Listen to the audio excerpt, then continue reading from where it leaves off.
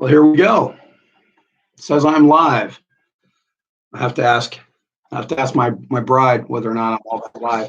Should probably take these off because the glare. Wonder how this will look. I'll turn the light out. I will try that. Backlighting might not.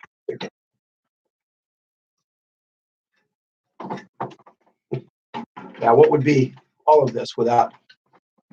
That might be better. Yeah. Let's see here. Being creative on live YouTube is different when it's public than some of the other options here. Goodness knows. Me being up close and personal here is not necessarily the best way to go here. All right, I should look at the birdie, huh? All right. Well, today's Porch Talk is in the studio. So there you go. And it's brought to you by my John Wayne coffee mug. Not really. I just have it here. That's not the same as being my John Wayne coffee mug sponsorship. This is sponsored by my wife and I's home Wi-Fi signal and YouTube. But if I had a sponsor, it would be Happy. The all salt crossover seasoned salt for people like me who just love something with salt in it. Try this. Sell it at Smart and Final. Best Buy anywhere. That's I thank Chris Mao and his brother David for giving me the Pappy's treatment years ago, and I've been a Pappy's guy ever since. Okay, so today, 10 years ago today, sometime this evening around 5 p.m., we will collectively remember the To the Click 10th anniversary of the day that my bride, the only bride I've ever had, the only one I intend to have, I'm sure she wishes it was another way so she could, trade up. But Katherine was present at Jack and Shelly Ann's dinner party. Not much of a dinner party, it was a dinner party for 4 people.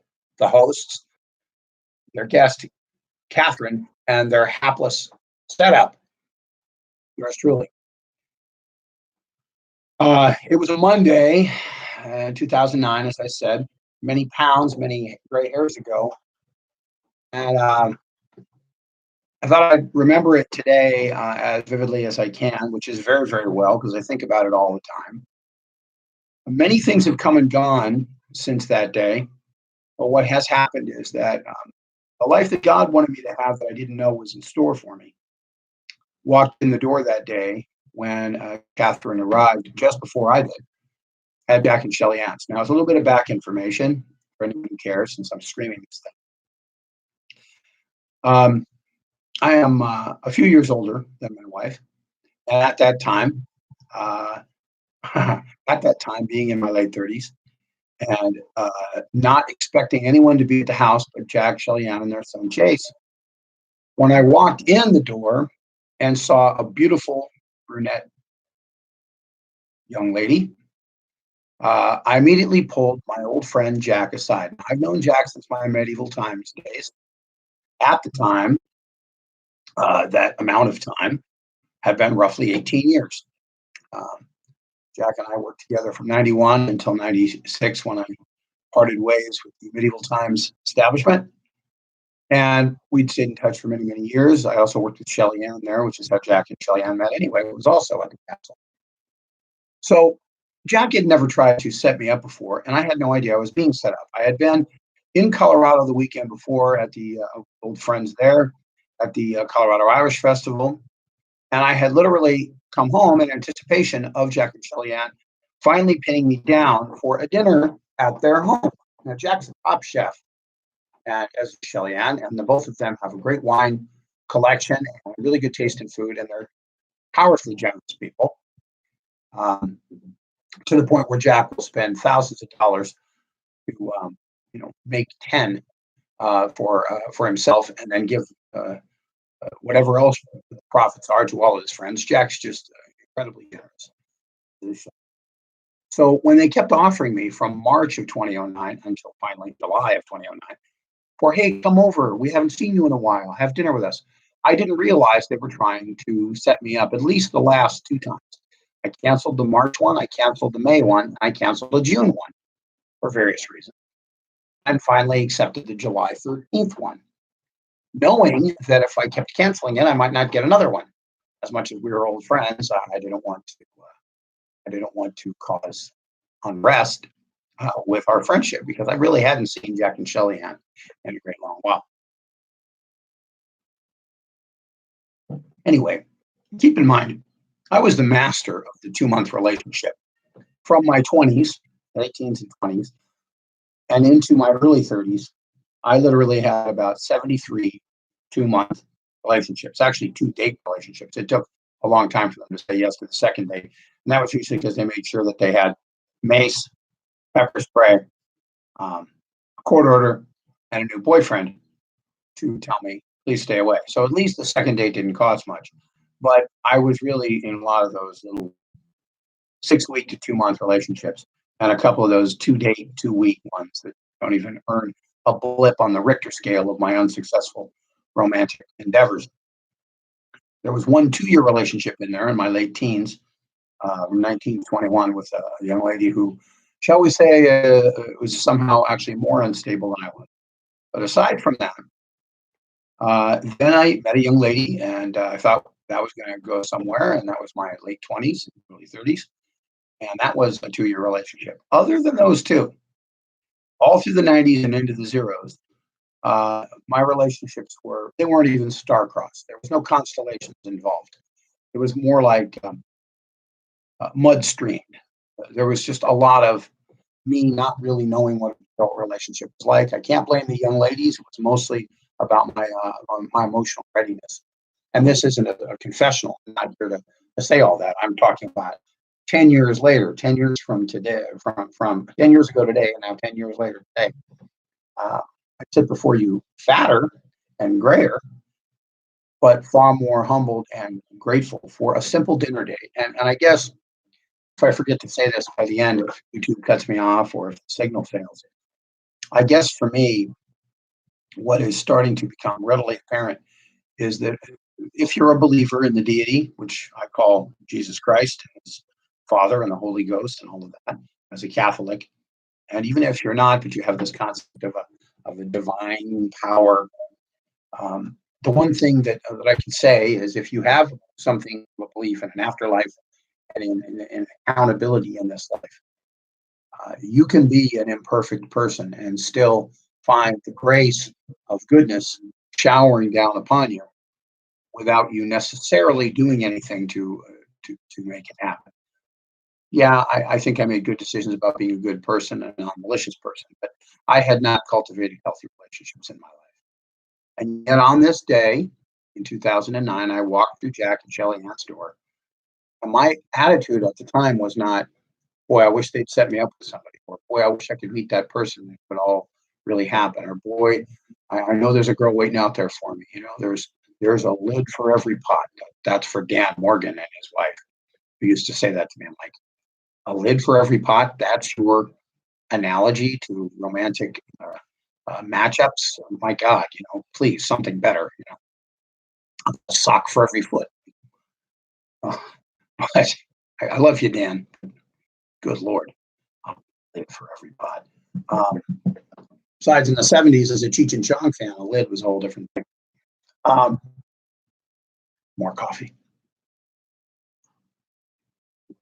So I walked through the door, and my first reaction was not, wow, I'm so glad to be here. I have some expensive wine.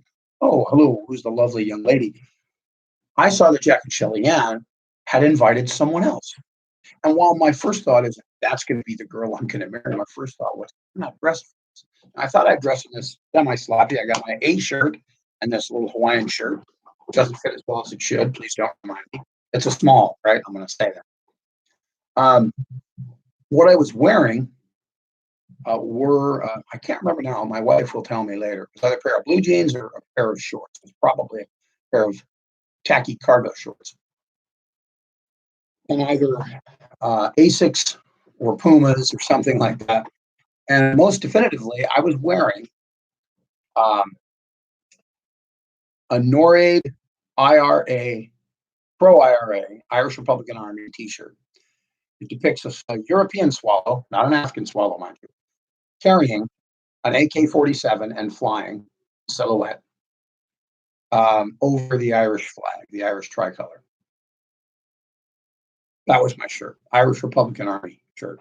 And it said in the Gaelic, Chucky Arla, which is the battle cry of the IRA, which, by the way, I don't have the shirt anymore, and Catherine's very glad of that.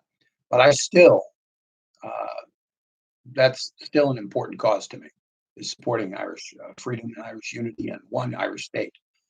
But the T-shirt pretty tacky, especially being as there was a guest. I would have maybe worn something that wasn't a T-shirt, perhaps a collared shirt, perhaps a shirt that I hadn't been wearing all day. I had showered, but that was the best I could say about it. Um, in any event, I pulled Jack aside, literally out of eye line of the girls, Shelly Ann and, as it turned out, Catherine, on the patio porch, sitting there sipping wine. I pulled Jack over in the kitchen, and I'm going to leave out the Anglo-Saxon pejorative. I'm like, Jack, what in the blank? What in the what were you thinking? You didn't tell me there was going to be someone here. And Jack, of course, feigning his very best ashes covered in Caesar's blood, didn't do it. Jack, of course, managed to just pass it off as, oh, yeah, it's just a friend. She's just a friend of ours. I love her. She's really charming. We'll have a nice evening together. Well, I just want to touch on a few things from that night that stand out, besides the obvious. The food, Jack, Kellyanne, as always, superb. Jack made his saffron infused, used to make, complete with the tails still on and the veins still in the shrimp and most of the shellfish unopened, which makes for lovely dental problems when you try to bite down on fresh mussels, especially because they look like a hunk of globby rice that it wrapped itself around the shellfish. Andres de la Bear, you made terrible paella. You thought it was good because you were from Mallorca, but it sucked. Jack's tastes like something you pay $80 for a plate of it at a Michelin 3-star rated restaurant. That's how good Jack's is. So we had paella, and we had, of course, because Jack loves them, so does Catherine, as it turns out, lamsicles, lamb chops, lamb riblets, whatever you want to call it, drizzled with balsamic reduction. It was just lovely. We had um, creme brulee, flambéed right there by Jack, of course, and bits of dark chocolate. It was just a lovely, lovely meal. Of course, a nice salad and great wine. And I believe there was some cognac or scotch involved. The food was outstanding. And of course, in the words of David Mamet, through the mouth of the character of Ricky Roma, great meals pale in comparison. It's not the food you eat, remember, it's the experience of dining. This is one of those rare instances where I remember the meal and I remember the company. And obviously, the company has been more lasting than the sustenance earned with that meal. The two words that override this whole memory moment for me, which is delving into the 14th minute now, minus the adjustments to the lighting of my big Irish mug in the foreground here. What it comes down to is this. I am grateful and I am humbled that God shines his light, known as Catherine Federer, upon me. I'm grateful only about one thing to Mark Zuckerberg. He created a platform that allowed me to stalk Catherine when I got home that night. Because when the evening ended at Jack and Shelly Ann's, I did walk Catherine out. We spent the evening making really charming conversation about poetry and theater and all sorts of whimsical pop culture allusions that went mostly over her head because she's really got culture instead of just real play, which is what I've had for most of my life. I made all kinds of TV and radio and body cultural references with Jack. He winked back at me like a boomerang and back and forth between us. Shelly Ann can keep up, but she's usually above it because she has lofty goals in her life and trying to keep up with my puerile ways and means. But there's this beautiful Catherine, and there she is, seemingly maybe even charmed by what I was saying. So after about a 3-hour evening of she and I on a Monday night in summer, I was incredibly glad that I'd come back punctually from Denver to have this dinner with them. I was, turns out, really hitting it off with this woman. But I'm thinking about the age difference, and I'm thinking, do I walk her out? Do I kiss her? What do I do? Well, I walked her out, but I didn't kiss her, and I didn't ask for her number. And as she drove away, and as I went home, it still didn't occur to me that I'd been set up because I'm that stupid. And again, that grateful and humbled.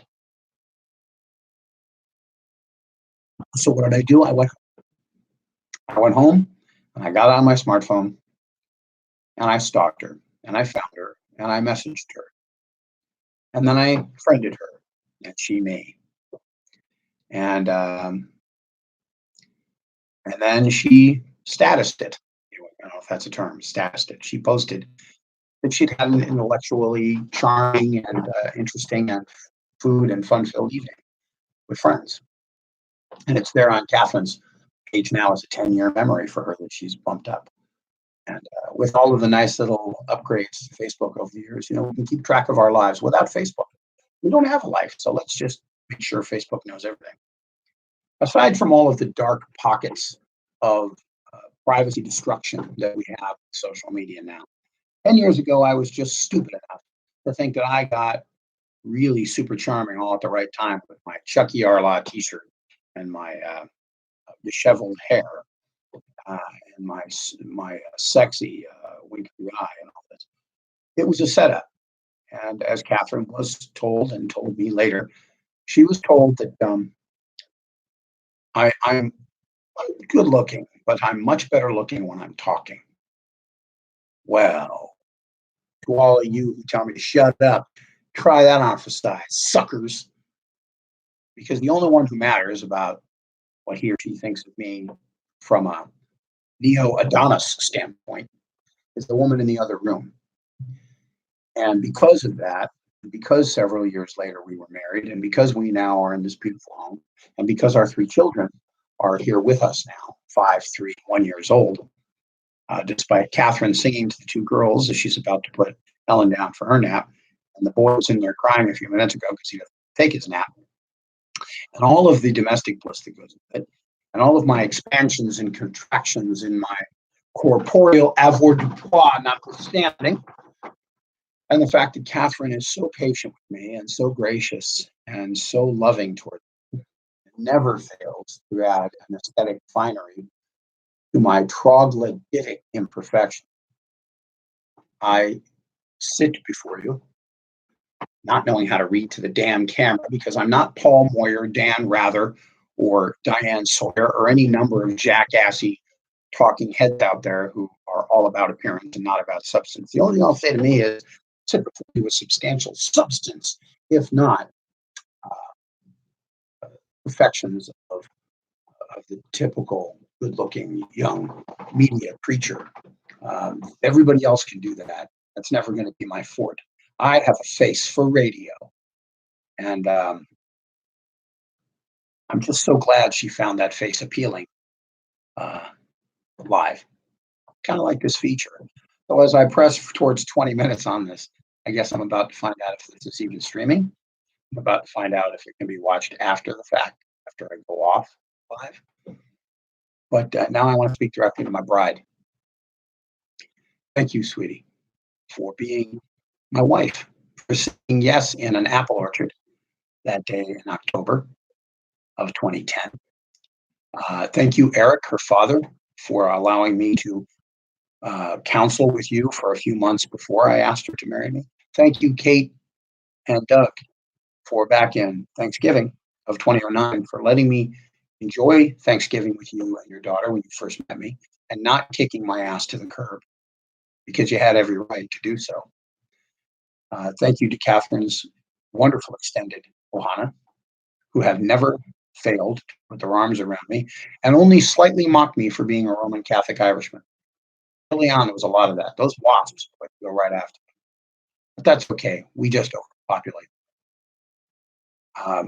To my Servite family, of course, I'm a better man for being a Servite back when I was one as a kid and for the rest of my life. And even those crazy liberal lefty Jesuits out there in Colorado who took me under their wing for 4 years and continue to be my extended family in Colorado, along with Paul, and the Irwin family, who I love so very much.